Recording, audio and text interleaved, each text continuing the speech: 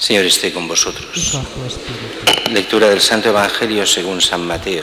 Gloria a ti, Señor. En aquel tiempo dijo Jesús a sus discípulos: no penséis que he venido a la tierra a sembrar paz. No he venido a sembrar paz, sino espada. He venido a enemistar al hombre con su padre, a la hija con su madre, a la nuera con su suegra. Los enemigos de cada uno serán los de su propia casa. El que quiera a su padre o a su madre más que a mí no es digno de mí. El que quiera a su hijo o a su hija más que a mí no es digno de mí. El que no carga con su cruz y me sigue no es digno de mí. El que encuentre su vida la perderá, y el que pierda su vida por mí la encontrará. El que os recibe a vosotros me recibe a mí, y el que me recibe recibe al que me ha enviado. El que recibe a un profeta porque es profeta tendrá recompensa de profeta, y el que recibe a un justo porque es justo tendrá recompensa de justo. El que da a beber, aunque no sea más que un vaso de agua fresca, a uno de estos pequeños, solo porque es mi discípulo, en verdad os digo que no perderá su recompensa. Cuando Jesús acabó de dar instrucciones a sus 12 discípulos, partió de allí para enseñar y predicar en sus ciudades. Palabra del Señor. Gloria a ti, Señor Jesús. La primera lectura vuelve a tocar un tema que ya tocaba en algún momento de la semana pasada, que es el culto sin santidad, no sirve de nada.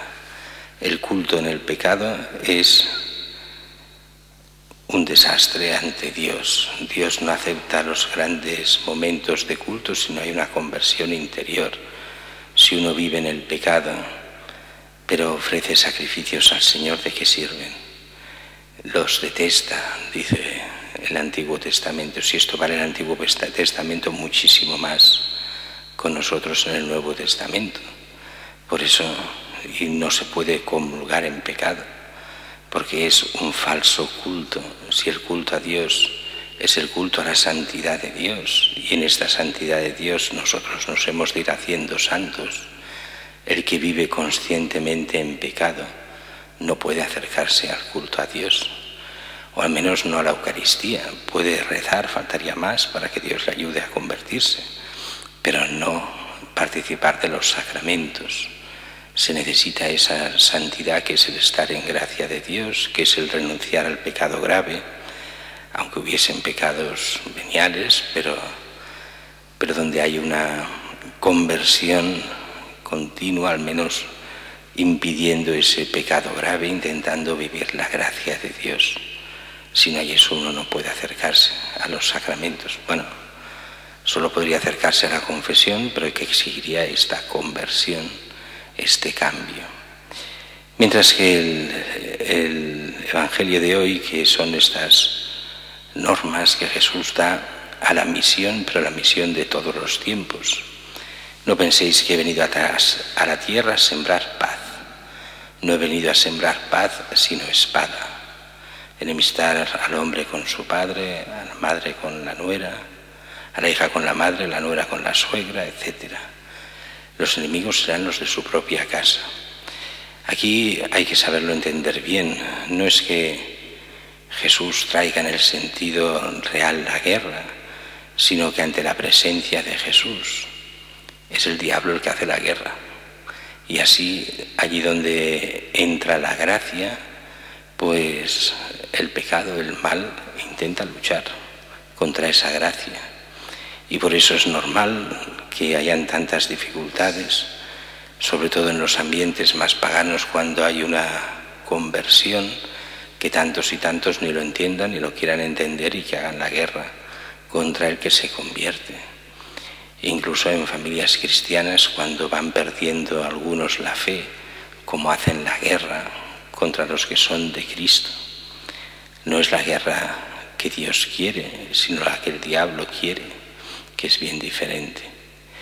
Y por eso el que quiere a su padre o a su madre más que a mí no es digno de mí. Aquí viene todo un pasaje sobre la importancia de Cristo. Cristo no es uno más, no es un profeta, no es un gran personaje de la historia. Él es el Hijo de Dios y se apuesta por Él o contra Él. No hay término medio. Por eso, cuando los padres, dice aquí, cuando el que quiere a su padre o a su madre más que a mí no es digno de mí. El que quiere a su hijo o a su hija más que a mí no es digno de mí. Cristo es el digno de ser amado más que nadie. Fijaos bien que este texto está clarísimo. O Él realmente es el Hijo de Dios por el cual vale la pena amarlo del todo, o estaría loco, sería un pobre desgraciado. Si Él no es el Hijo de Dios, ¿quién es Él para exigir este amor incondicional por encima de los padres, de los hijos, de cualquier otro? Por eso, muchas veces cuando mucha gente dice, no, Jesús era una buena persona y un gran maestro y un gran profeta, pero la Iglesia se inventa que es Hijo de Dios. Dices, perdona, si Jesús no es Hijo de Dios, de sus mismos textos se demuestra que no estaba bien, que no es una persona de fiar. O es el Hijo de Dios, o todo lo que dice no tiene ningún sentido. Y eso, la gente dice muchas veces tonterías sobre Jesús porque no lee lo que Jesús nos enseña. Si leyesen el Evangelio lo verían claro, o el Hijo de Dios o un pobre loco, no hay término de medio. Y nosotros sabemos que es el Hijo de Dios y que por eso sus palabras son palabra de Dios y que creerlo a Él vale más que nada en el mundo. Eso se ve muchas veces, eso de amar a Dios, a Jesús, más que a los hijos o más que a los padres. Eso se ve muchas veces en la práctica. ¿Cuántas veces hemos visto a aquellos padres ejemplares aparentemente que, bueno, eran católicos y tal, y el día que su hija aborta, en ese momento, contra la Iglesia, porque la Iglesia es muy mala, ¿cómo es que no acepta el aborto? Y cuando su hijo se divorcia, pero la Iglesia es muy mala, ¿cómo puede ser que no acepte el divorcio? Si mi hijo que es tan bueno se ha divorciado, si mi hija que es tan buena ha abortado, no puede ser. Y les entran esas crisis de fe que en vez de ser crisis de ayudar a los hijos a su conversión, se convierten en sus crisis de fe, donde van abandonando a Dios porque prefieren a sus hijos antes que Dios. Es este el texto el que nos lo hace ver claramente. El que no carga con su cruz y me sigue no es digno de mí. Y eso quiere decir el llevar la cruz cada día, o sea, esta mortificación al pecado, esa lucha contra el pecado diaria. Y el que encuentre su vida la perderá, y el que pierda su vida por mí la encontrará.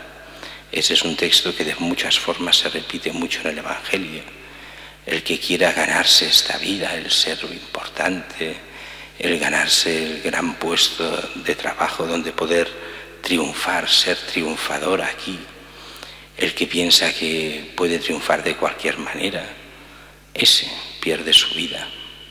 Pero el que ese cree que ha ganado el mundo, pero ha perdido su vida con mayúsculas. Y aquel que por Cristo es capaz de ceder en ciertos cargos, en ciertas cosas, no será un triunfador en este mundo, porque para llegar arriba de todo hay que venderse normalmente, hay excepciones, pero lo normal es que nadie llega arriba de todo si no se ha vendido antes al mundo. Si te vendes al mundo, pierdes el alma. Pero si por Cristo renuncias a eso que el mundo llama la gloria, en ese momento te ganas a Cristo, ganas tu vida. El que pierda su vida, su gloria, su vanagloria por mí, la encontrará. Y continúa diciendo, el que os recibe a vosotros me recibe a mí. Y eso es importante, muy importante. El cristiano es presencia de Cristo, así que cada cristiano, cuando es recibido, cuando se recibe a Cristo. Cuando no se le recibe, sabiendo que es cristiano, se renuncia a Cristo. Y eso es el mismo Jesús que nos lo dice y nos lo repite en tantos lugares del Evangelio. El que reciba a un profeta, porque es profeta, tendrá recompensa de profeta. El que recibe a un justo, porque es justo, tendrá recompensa de justo. Y el que dé a beber, aunque no sea más que un vaso de agua fresca, a uno de estos pequeños, los pequeños somos nosotros, si somos discípulos suyos, solo porque es mi discípulo, en verdad os digo que no perderá su recompensa. Todo eso va ligado a aquello que veíamos el otro día, esta providencia de Dios. Dios está con nosotros si nosotros aceptamos estar con Él, si vivimos la vida de la gracia, si comulgamos realmente en Él, Él está en nosotros. Y la providencia actúa y ayuda en cada cristiano, sabiendo que nunca nos deja de lado, e incluso en los peores momentos, Cristo está con nosotros.